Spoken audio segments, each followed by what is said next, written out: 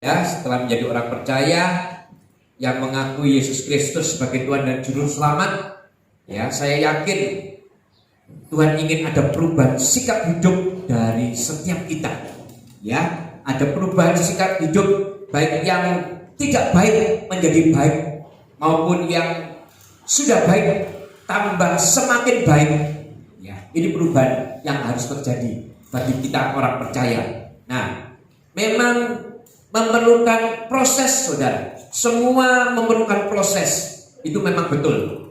Semua ada proses. Tapi saya harap jangan jadikan proses menjadi satu alasan buat setiap kita untuk tidak bisa melakukan kehendak Tuhan. Ya, sekali lagi saya mau kasih tahu kepada saudara, memang kehidupan ini proses untuk setiap kita menjadi semakin baik. Tetapi jangan jadikan alasan ketika proses itu terjadi, ya, membuat setiap kita tidak bisa menjalankan apa yang menjadi kehendak Tuhan. Karena proses ini memang terus akan berlangsung dalam hidup kita. Nah, ketika proses itu terjadi, ya, saya mau kita semua akan tampil sebagai pemenang. Haleluya. Ya, jadi contohnya gini, saudara. Kalau saudara sering marah, suka marah, ya, jangan jadikan alasan. Kalau masih tetap marah, aku kan masih proses. Ya, aku memang gak marah seperti dulu, tapi masih suka marah. Aku masih dalam proses. Padahal Kristen sudah puluhan tahun. Saya harap jangan seperti itu, saudara. Kalau sudah benar-benar mau diubahkan oleh Tuhan dan tahu kalau kita ini menjadi semakin baik, kita memang diproses oleh Tuhan. Tapi jangan jadikan proses itu sebagai alasan. Wah, aku masih belum bisa loh mengampuni orang itu. Aku masih belum bisa loh untuk memaafkan kesalahan orang itu. Dan aku masih dalam proses. Nah, ini yang gak boleh, saudara. Jadi jangan jadikan alasan ketika proses itu terjadi untuk kita tidak bisa melakukan apa yang Tuhan inginkan di dalam hidup kita. Ada perubahan yang nyata. Ada perubahan yang nyata, saudara. Sekali lagi saya katakan kepada saudara, ketika kita sungguh-sungguh menjadi orang-orang yang mengasihi Tuhan, dan perubahan ini akan semakin nyata kalau saudara dan saya, ya, benar-benar melekat kepada Tuhan. Dan perubahan ini sebetulnya adalah tanda kalau saudara dan saya sebagai orang percaya yang mengasihi dan dikasihi Tuhan. Orang percaya yang dikasihi dan mengasihi Tuhan, tandanya ya ada perubahan di dalam hidup kita, saudara. Jadi ketika kita menjadi orang percaya, kita katakan, ya, aku percaya kepada Tuhan. Kalau tidak ada tanda-tanda ini, tidak ada yang dari tidak baik menjadi baik, atau yang sudah baik menjadi semakin baik. Nah, saya curiga kita ini bukan mengasihi Tuhan, tetapi kita cuma sekedar ngomong aku mengasihi Tuhan, tapi tidak di dalam hati. Ya, jadi ini tanda-tanda yang nyata ini harus ada di dalam hidup kita. Kalau tidak ada tanda-tanda perubahan hidup, berarti sesungguhnya saudara belum dilahirkan kembali, belum lahir baru. Dan itu Tuhan tidak suka, saudara. Karena sudah Kristen lama, sudah mengaku Yesus sebagai Tuhan, harus ada perubahan. Nah, perubahan sikap hidup inilah yang diinginkan oleh Tuhan. Perubahan sikap hidup inilah yang memang diincar oleh Tuhan. Dan memang iblis juga gak suka kalau saudara berubah. Kalau saudara dari yang lama, yang suka marah mungkin, ya, ini contoh yang simple. Saya harap di sini tidak ada yang suka marah. Tapi kalau ada yang suka marah, ya, iblis itu masih pasti gak suka. Kalau sudah mengambil keputusan aku menjadi milik Yesus, aku tidak mau ngamukan lagi, iblis pasti gak suka. Dia pasti akan terus menggoda saudara. Ya, dibuat sedikit-sedikit mau marah, tidak apa-apa, sedikit cuma marah. Kan kamu dalam proses, kan kamu masih baru dalam pertobatan umpamanya. Padahal sudah lama di dalam hidup kekristenan, tetapi menganggap masih lama, aku ini masih lama. Padahal Tuhan katakan Kalau kita benar-benar mengasihi Tuhan, Tuhan itu tidak memikirkan yang lama loh saudara. Dia melihat yang baru sekarang.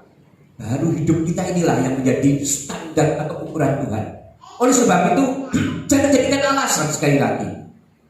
Ketika digoda oleh iblis, tampillah sebagai pemenang. Tetap jangan marahan. Tetap jadi pribadi yang harus berbeda. Jadi orang akan pikir, wah kok beda ya sekarang ya. Tidak seperti dulu ya.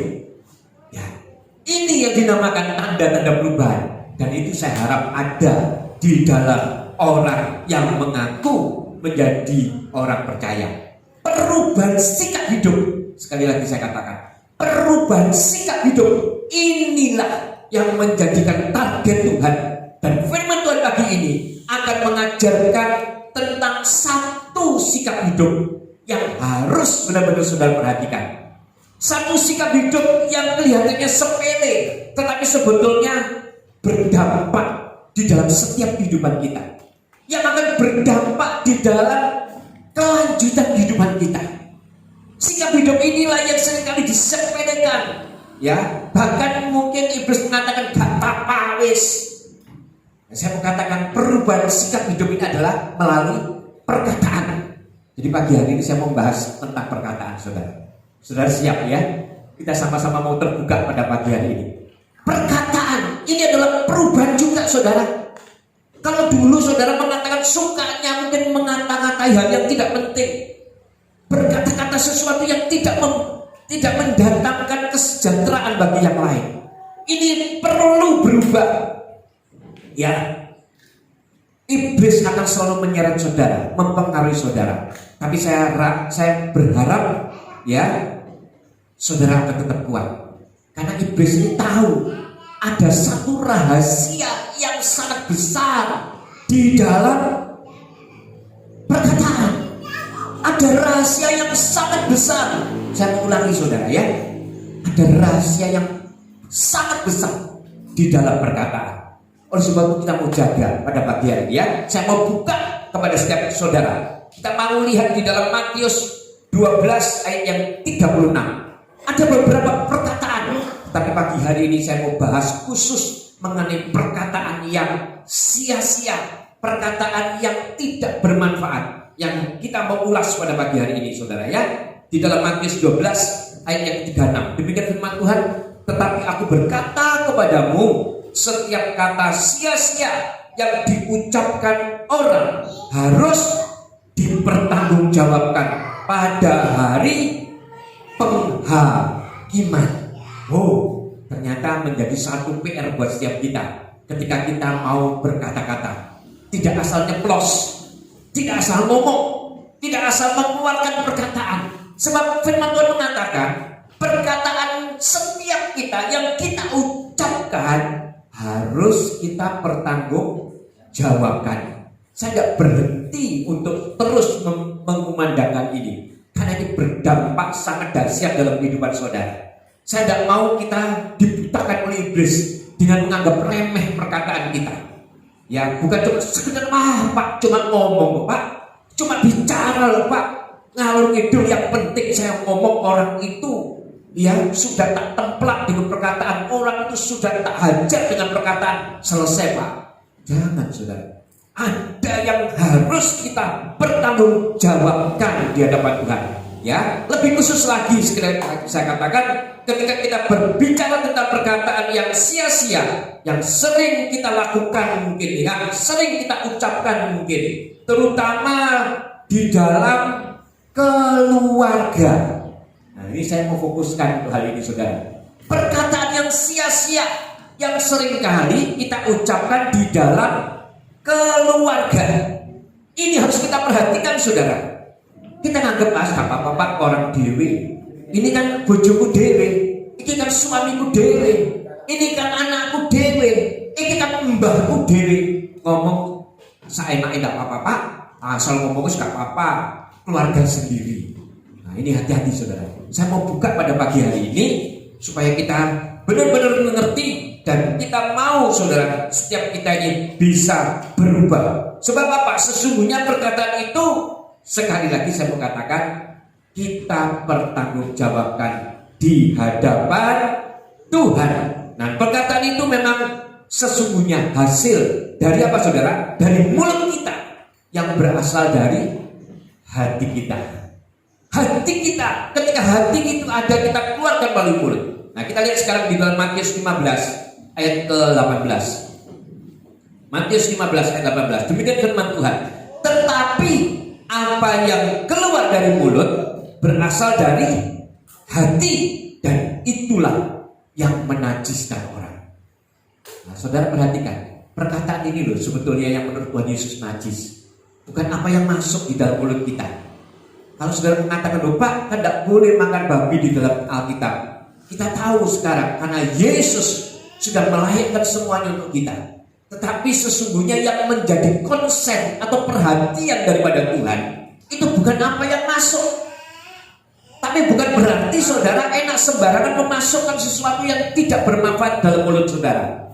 Ini saudara harus jaga juga.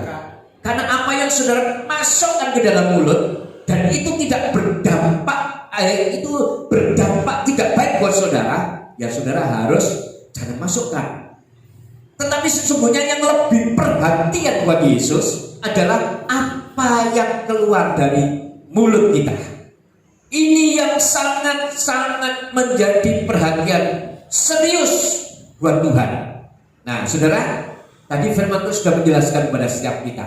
Berarti kalau saudara lihat betapa seriusnya Tuhan berurusan dengan perkataan saudara. Sangat berurusan, sangat serius ketika berurusan dengan perkataan saudara. Kita lihat dalam Amsal 18 ayat yang ke-21.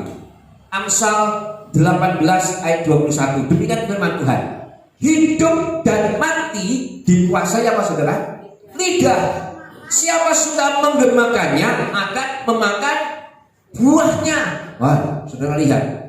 Ternyata apa yang kita ucapkan ini sangat berpengaruh dalam kehidupan kita.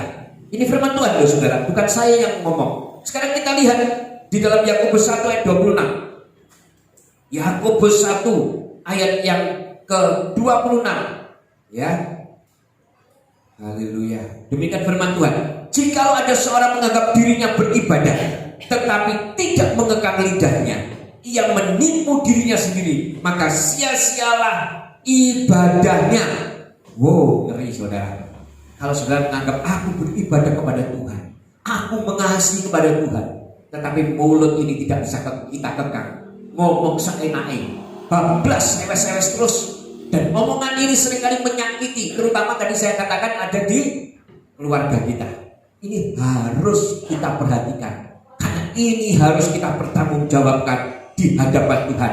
Ya, harus kita bisa kekang, karena itulah pengendalian diri kita di hadapan Tuhan. Saya mengajak kita untuk bisa praktek mulai hari ini saudara, untuk kita benar-benar menjaga apa yang kita ucapkan. Mau saudara?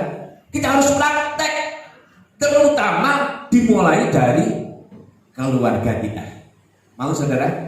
Jangan anggap saudara ngomong seperti tadi saya katakan, keluarga aku sendiri gak masalah, aku ngomong gini itu gak ada masalah. Jangan saudara, itu saudara pertanggungjawabkan.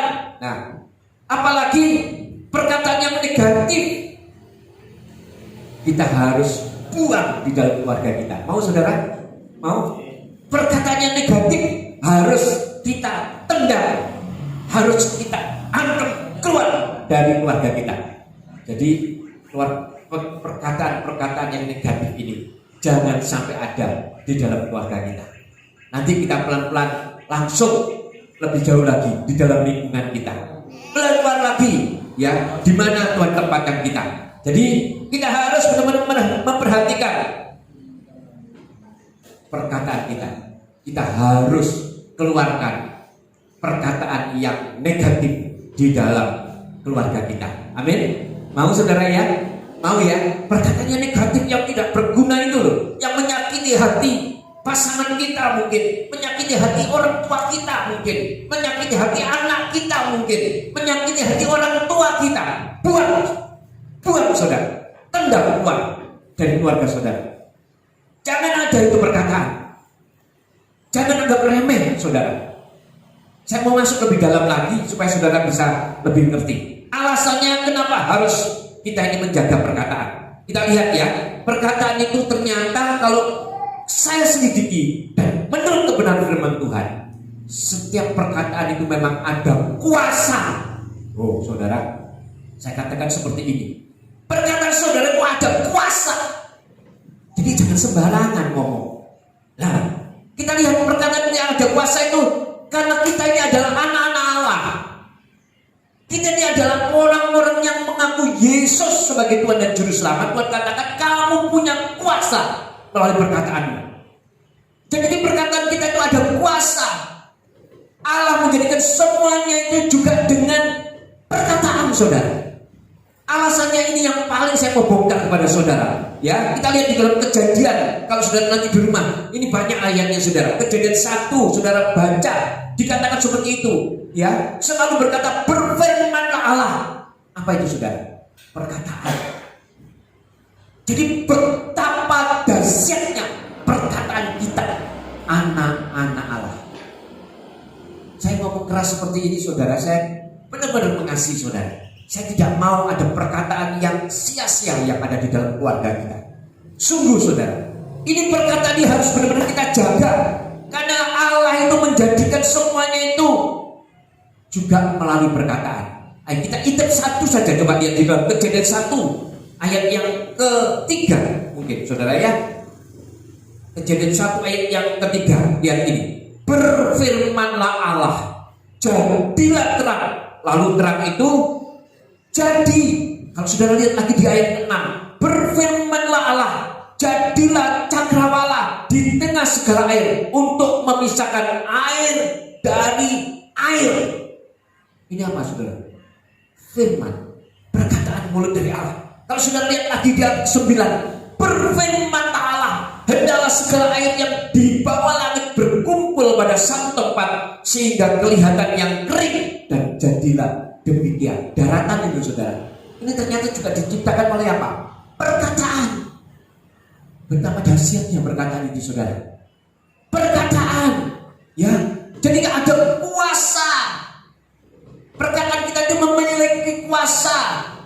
Bahkan ada kuasa untuk menghancurkan. Kalau kita lihat di dalam Amsal 12 ayat yang ke-6. Amsal 12 ayat yang ke-6. Kita lihat perkataan orang fasik menghadap darah. Oh, orang-orang yang tak mengenal Tuhan, di perkataan memang asal nyeplos saudara. Itu ternyata menghadap darah yang nantinya dia ini memang menantang saudara ya. Tetapi mulut orang jujur menyelamatkan orang. Oh saudara lihat, mulut orang jujur ngomong apa adanya, ini menyelamatkan banyak orang. Jadi sekali lagi saya mau katakan kepada saudara, ternyata perkataan kita ini memang memiliki kuasa karena kita ini anak-anak Allah. Yang pertama. Yang kedua, perkataan kita ini punya kuasa karena ada dampak atau akibat. Kita lihat ya di dalam Amsal 15 ayat yang keempat. Amsal 15 ayat yang keempat. Nah, kita lihat, lidah lembut adalah pohon kehidupan, tetapi lidah curang melukai hati. Perkataan kita ini memiliki kuasa karena ada dampak atau akibat. Nah, iblis selalu mendakwa kita. Dia tahu kalau perkataan itu harus dibelokkan oleh dia. Oleh sebab itu kita harus hati-hati. Ya, kalau kita lihat di dalam Wahyu 12 ayat yang ke-10. Ini dia selalu mendakwa kita, selalu mengintimidasi kita. Nah, kita lihat saudara, Wahyu 12:10.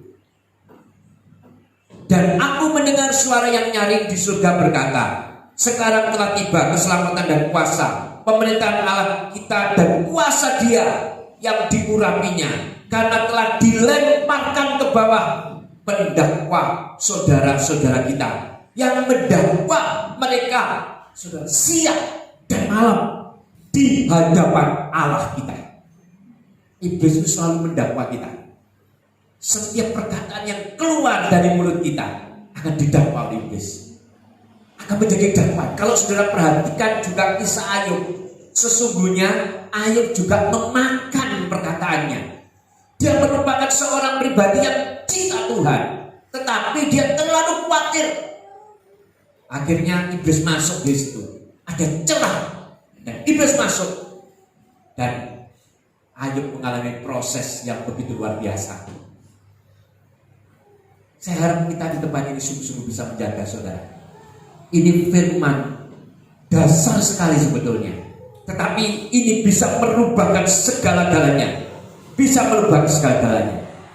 Dari lidah kita ini haruslah menjadi lidah yang lembut, yang menjadi pohon kehidupan. Jangan sampai melalui lidah kita ini malah membuat orang lain menjadi patah semangat. Ya contohnya ketika saudara jenguk orang sakit, pakai lidah kita dengan bijaksana saudara. Jangan sampai menjenguk orang sakit, sudah sakitnya parah, saudara mengatakan, wah iya kemarin tetanggaku ya sakit kayak gini mati loh. Ya, jenguk orang sakit seperti itu saudara bisa, mungkin dia tidak berani kepada saudara, tapi ketika saudara pulang, mungkin diumpat di dalam hati, ini menjenguk bukannya membawa lidah yang membangkitkan semangat, tetapi malah semakin membuat orang itu mempunyai akar kepahitan. Ini saudara yang harus saudara pegang.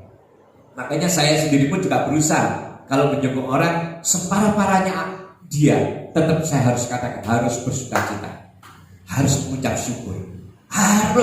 syukur, Jangan sampai seperti itu saudara. Sudah tahu orang itu sakit, mungkin dapat saudara sudah datangnya juga seperti orang terkejut-kejut, terus perkataan saudara juga tidak membuat yang sakit bersemangat. Wah, ini menjadi sesuatu yang sangat-sangat tidak membangun buat yang sakit. Ya, ini harus kita perhatikan saudara ya. Mari sekali lagi, yang ketiga kita lihat perkataan kita ini memiliki kuasa karena apa saudara? Karena dapat mengubah keadaan. Saudara perhatikan, WL kita selalu mengatakan, atau saya selalu mengatakan, bagaimana kabarnya? Luar biasa.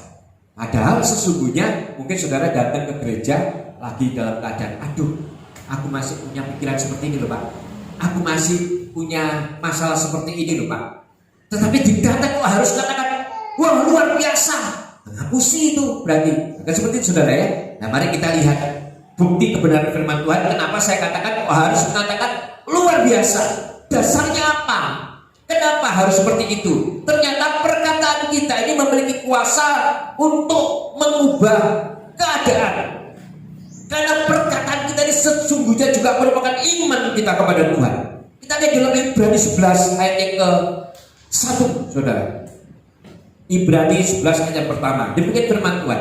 Iman adalah dasar dari segala sesuatu yang kita harapkan dan bukti dari segala sesuatu yang tidak kita lihat.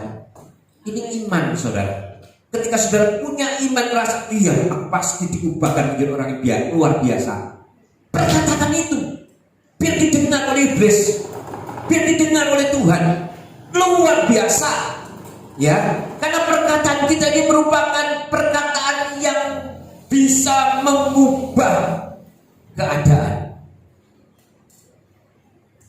Paulus juga sangat mengerti saudara. Kita lihat ya di dalam Efesus 4 ayat yang ke-29. Efesus 4 ayat yang ke-29. Demikian firman Tuhan. Janganlah ada perkataan kotor keluar dari mana saudara? Mulutmu. Tetapi pakailah perkataan yang baik untuk membangun di mana perlu, supaya mereka yang mendengarnya beroleh apa saudara? Kasih karunia. Jadi kalau saudara mau penginjilan itu sebetulnya perkatakan perkataan yang baik. Kadang kan seperti itu ya saudara. Jangan langsung memvonis orang. Kalau saudara datang ke rumah orang itu mungkin lagi keadaan susah, saudara mau menginjili dia, saudara katakan, no, ini gara-gara kamu gak mau ke gereja, ini gara-gara kamu tidak sungguh-sungguh kepada Tuhan. Ya, jangan tergesa-gesa dihakimi. Saudara bisa memperkatakan, menasihati dengan baik-baik. Sebab apa saudara? Sebab ketika kita perkatakan, perkataan inilah yang dapat mengubah keadaan, biar dia kembali disemangatkan. Jadi seperti Paulus, dimanapun berada, selalu memperkatakan perkataan-perkataan yang membangun. Dimanapun dia berada. Nah, saudara bisa lihat, kalau saya selidiki di dalam Alkitab, Paulus ini ketika dia menuliskan semuanya, ya, ketika harus bersyukur, ucapan syukur, dia ketika itu menulis saat ada di dalam penjara. Dia memberikan tulisannya. Bayangkan saudara, orang yang sudah keadaan kepepet, sudah keadaan terjepit, tetapi dia bisa menganjurkan bersyukur. Kalau saudara dalam keadaan seperti Paulus, saya rasa mungkin tidak bisa seperti itu. Kalau benar-benar tidak punya hati yang sudah diubahkan oleh Tuhan. Oleh sebab itu kita perhatikan saudara ya, perkataan itu mencerminkan pergaulan kita. Ternyata perkataan ini juga mencerminkan pergaulan kita. Saya mau saksi kepada saudara, saya punya teman, punya anak, masih kecil, kelas 5 mungkin, Sak Kelvin ini. Dia diberi kepercayaan sama orang tuanya naik motor. Saya jadi teringat ini saudara, saya mau saksikan kepada saudara. Naik motor masih kecil. Nah, ketika naik motor, saya tahu nih anak ini ugal-ugalan. Masih kecil tapi motornya itu dibuat naik-naik gini saudara, dijemping gitu saudara. Saya katakan ini anak ini tidak benar. Saya sudah ngomong sama orang tuanya, saya telepon orang tuanya. Pak, anakmu ini loh Pak. Ya wis, memang anak kecil beno wis. Loh, saya kaget saudara. Nah, suatu saat benar-benar kecelakaan. Kecelakaan, mengalami benturan dan setengah sadar, setengah tidak. Saudara tahu apa yang diucapkan? Ketika setengah sadar, ya, ada di dalam rumah sakit, itu anak kelas 5 SD, anak masih kecil. Perkataannya ini perkataan yang kotor, saudara. Ketika sakit itu bukan menjeritnya, itu kan ke Tuhan biasanya ya. Kalau orang kan, ya Tuhan tolong, nggak seperti dia. Kalau kita ya, dia tidak. Dia mengucapkan kata-kata umpatan, mesuh gitu loh saudara. Terus bridil ya katanya, sampai orang tuanya tuh nggak bisa ngomong. Isin saudara, karena lihat anaknya seperti itu, sudah keadaan setengah koma, ya kan? Sadar, ngerasa sakit, mesuh, bridil, omongan kotor. Ya, saya tidak bisa praktekkan di atas mimbar. Jadi ini sangat-sangat membuat hati orang tuanya ini merasa malu. Malu saudara, karena orang tuanya itu orang berpendidikan. Tapi anaknya kok seperti itu. Dan ternyata selidik punya selidik, pergaulannya tidak benar. Anak-anak ini kecil-kecil kumpul dengan orang-orang, anak-anak dewasa, omongannya dia meso-meso terus gitu, berindil tak karuan. Ketika dia tidak sadar, setengah sadar setengah enggak, merasa sakit kok omongannya yang kasar yang keluar. Nah ini saudara menandakan apa? Perkataan itu menentukan pergaulan saudara. Dan ternyata perkataan ini juga menentukan pergaulan saudara dengan Tuhan. Kalau saudara punya pergaulan dengan Tuhan yang baik, saya percaya perkataan kita pasti juga baik. Tidak ada perkataan-perkataan yang tidak baik. Saya ketika berobat berusaha untuk mengunci mulut saya, tidak mau mengatakan perkataan mesuh itu saudara, yang kelihatannya seolah-olah gampang ya, apalagi orang Surabaya. Kalau ngomong mesuh itu enak wis. Anak-anak kuliah itu sampai saya pikir anak saya apa itu kalau ngomong sama temennya, loh kok gitu sih?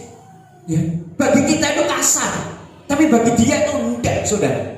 Ini hati-hati mulut ini makanya. Ini menentukan pergaulan. Kalau kita takut akan Tuhan, kita akan kunci baik-baik mulut kita.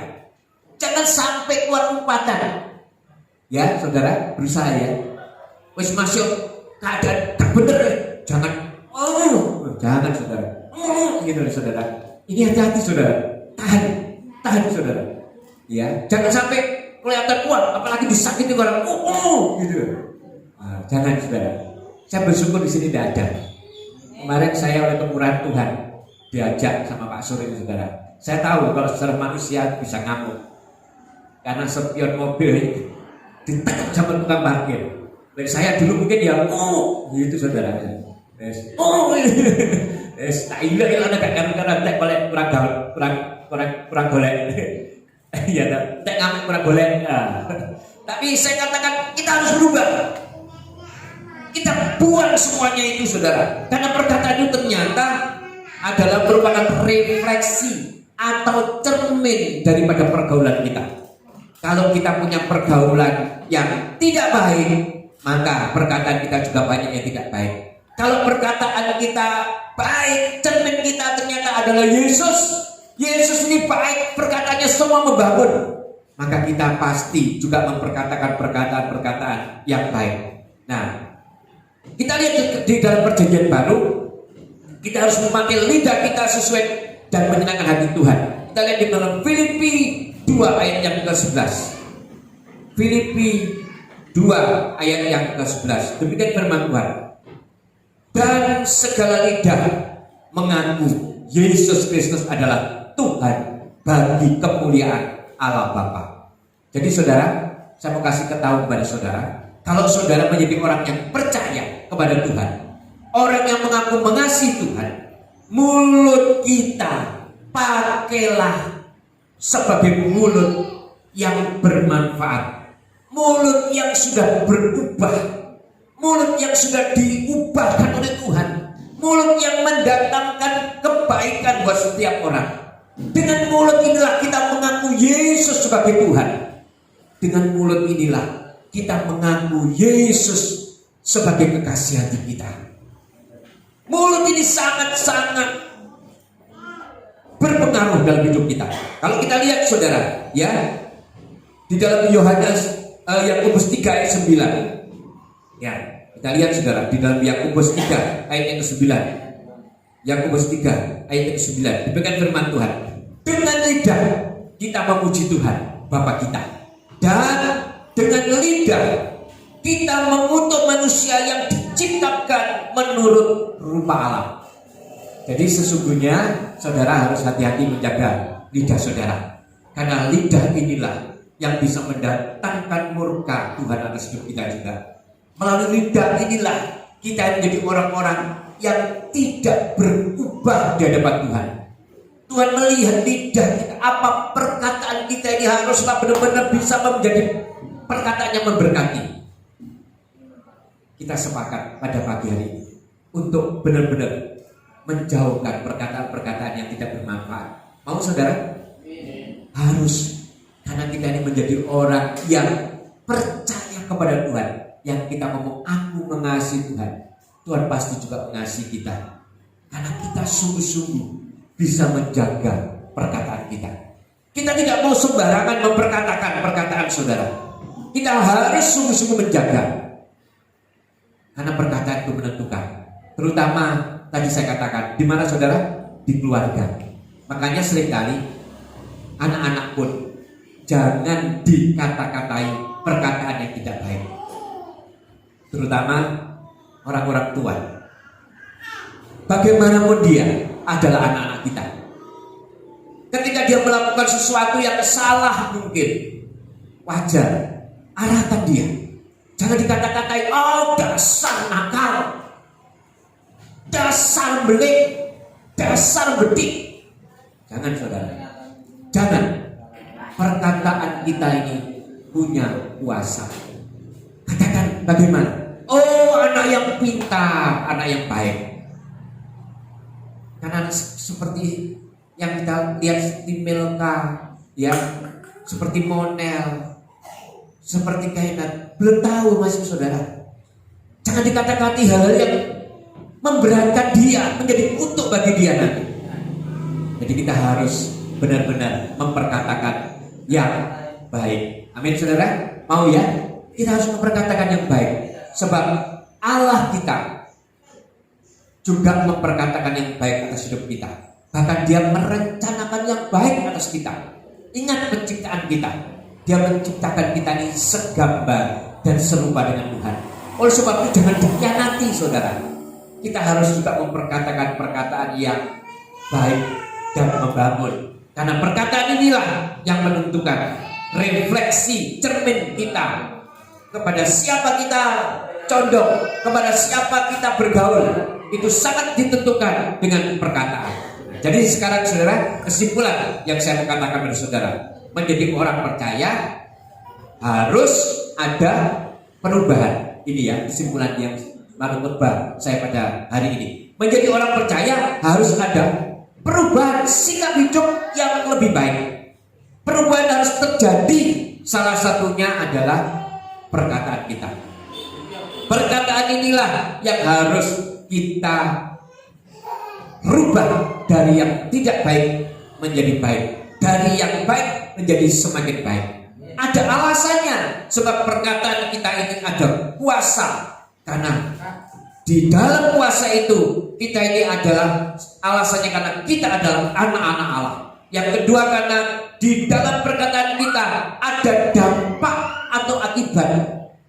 Dan yang ketiga, karena di dalam perkataan kita dapat mengubah keadaan. Jadi harus kita jaga benar perkataan kita. Kesimpulannya saudara, perkataan itu adalah cermin atau pergaulan kita. Dengan siapa kita bergaul. Kalau perkataan kita baik, saya yakin kalau orang mengaku aku mengasihi Yesus, aku orang percaya, aku anaknya Yesus, tapi omongannya ini umpatan terus, omongannya ini tidak karu-karuan terus, ini saya yakin dia pasti tidak punya hubungan pribadi dengan Tuhan. Tetapi kalau dia mengatakan aku mengasihi Tuhan, tetapi perkataannya itu halus dan terus membangun, saya percaya itu adalah orang percaya yang mengasihi dan dikasihi Tuhan. Kalau kita punya sikap seperti itu, saya percaya kehidupan kita pun pasti akan diubahkan oleh Tuhan. Minggu yang lalu kita belajar tentang bagaimana pemulihan terjadi dalam kehidupan kita. Oleh sebab itu, pemulihan akan benar-benar terjadi kalau lidah kita pun juga memperkatakan perkataan yang membangun. Karena di dalam perkataan itu ada kuasa. Kuasa karena kita anak-anak Tuhan. Kuasa karena di dalam perkataan itu ada dampaknya. Dan kuasa karena di dalam perkataan kita itu dapat mengubah keadaan. Perkataan ini kunci buat setiap kita. Amin. Saudara, saudara bisa mendengar dan bisa menerima firman pada pagi hari ini. Ini merupakan satu hal yang wajib kita lakukan. Saudara, saya tidak mau cuma sekedar ngomong juga. Kita semua harus praktek, terutama di dalam keluarga kita. Sekali lagi, saya mau di dalam keluarga kita jangan ada perkataan yang sia-sia. Sebab kenapa? Karena perkataan yang sia-sia dipertanggungjawabkan di hadapan Tuhan. Ini Alkitab yang mengatakan, bukan saya. Jadi saya mau setiap kita benar-benar mau menjaga dengan sungguh-sungguh setiap perkataan kita. Puji nama Tuhan. Saya tidak mau mempanjang firman Tuhan. Saya percaya firman ini biarlah menjadi kekuatan buat setiap kita. Saya undang pemain musik untuk